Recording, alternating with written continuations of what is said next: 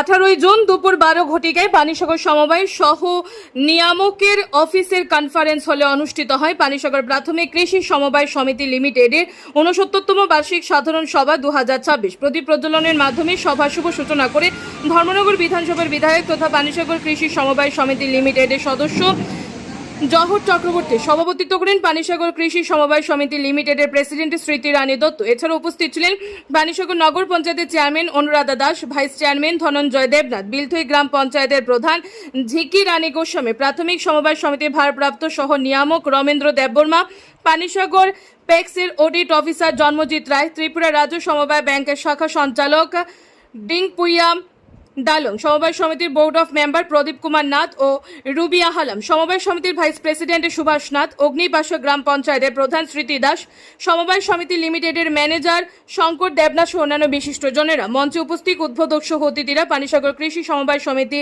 লিমিটেডের দীর্ঘদিনের কাজকর্মের খতিয়ান তুলে ধরে আগামী দিনে আরও ব্যাপক হারে কাজকর্মের পরিধি বিস্তারের প্রয়োজনীয়তা তুলে ধরেন। বিধায়ক বলেন, কৃষি সমবায় সমিতি লিমিটেডগুলোকে আর্থিক দিক থেকে আরও শক্তিশালী করতে হলে লাভজনক নতুন ব্যবসা শুরু করার পরামর্শ প্রদান করেন। সমবায় সমিতিগুলোকে লাভজনক ব্যবসার মাধ্যমে আর্থিকভাবে সচ্ছল করে তুলতে সকল শেয়ার হোল্ডারদের নিরলসভাবে পর্যালোচনার মাধ্যমে সহযোগিতার হাত বাড়িয়ে দিতে এগিয়ে আসতে হবে, তবেই সমবায় সমিতিগুলো সার্বিক বাস্তবতার রূপ পাবে। বিধায়ক বলেন, কৃষি সমবায়গুলো চাইলেই বৃহৎ পুঁজির মাধ্যমে পেট্রোল পাম্প, গ্যাস এজেন্সি সহ ক্ষুদ্র কোম্পানি খুলে আর্থিক সচ্ছলতার পাশাপাশি বৃহত্তর সমাজের সকল অংশের জনগণের পাশে দাঁড়িয়ে সহায়তার হাত বাড়িয়ে দিতে পারেন। পরিশেষে বিধায়ক সহ অন্যান্য উপস্থিত অতিথিদের হাত ধরে কৃষি সমবায় সমিতি লিমিটেডের সদস্যগণের হাতে একটি করে ছাতা তুলে দিয়ে উৎসাহিত করা হয়।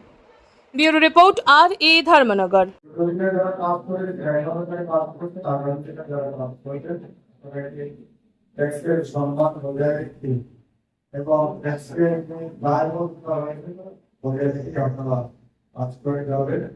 এবং সেই ট্যাক্সে আমরা কাছে দেখলাম সাপ্লাই সরকারি অফিসে এই সাপ্লাইগুলো কিন্তু টাকা এখনো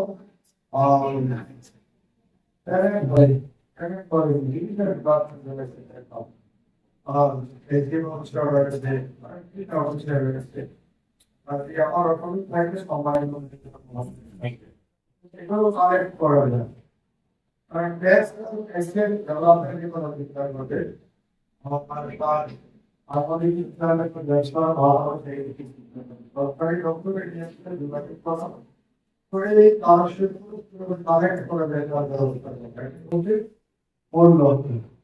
তো এদিকে ফ্যাসিলিটি যে পরিমাণ পুঁজি রয়েছে আমার অনেক কাজে তো মানে আপনারা বিভিন্ন সেক্টরে আমরা ব্যবসা করবো, আপনাদের ব্যবসা বাড়িতে যান আর তারা ভারত সরকার কিন্তু এই ট্যাক্স এন্ড ব্যালেন্স এগুলোর মাধ্যমে বিভিন্ন এলাকা আরো উন্নত করা যায়। আমাদের কেন্দ্রীয় মন্ত্রী আমাদের ভবিষ্যৎ সমবায়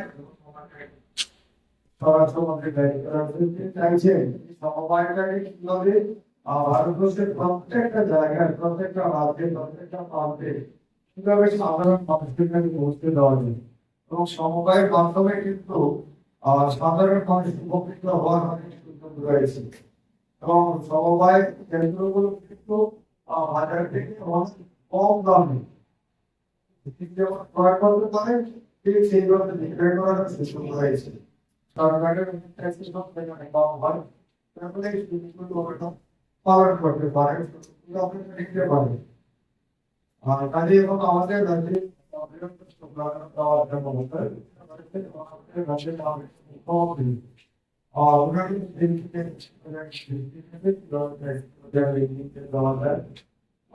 আমার অনুরোধ থাকবে বিভিন্ন ব্যবসা পেট্রোল পাম্প করতে পারে, ট্রাফিক স্টেশন করতে পারে। আর এরকম দেখে যেমন বিভিন্ন আমাদের যেমন ওই বিভিন্ন ব্যবসা রয়েছে বিভিন্ন বস্তু পার্ক টাইম করতে পারেন, ভালো হোটেল আপনারা করতে পারেন। আর বর্তমানে আমাদের ভালো হোটেল প্রয়োজন রয়েছে বা এটা রয়েছে, ভালো হোটেল করতে পারছে মানে সময় করে এবং যে পেশাবে আপনার লসের সম্ভাবনা কম থাকে সেই দিকটা আমার দেখতে হবে যে কোন পেশায় লাভটা বেশি এবং লসের যেখানে কর্মটা কম হয় রিস্ক কম যদি কোনো পেশা ইলেকশন টেস্টিং যারা শেয়ার হোল্ডার যারা রয়েছে ওনাদের উপরে কাজ করবে এই দিকটা দেখে আপনি যদি আরো কাজ করতে পারে সমাজের ক্ষেত্রে মানুষের জন্য কাজ করতে পারে কথাগুলো করে সবাইকে আমি আবার শ্রদ্ধা আমি আমার চেষ্টা নমস্কার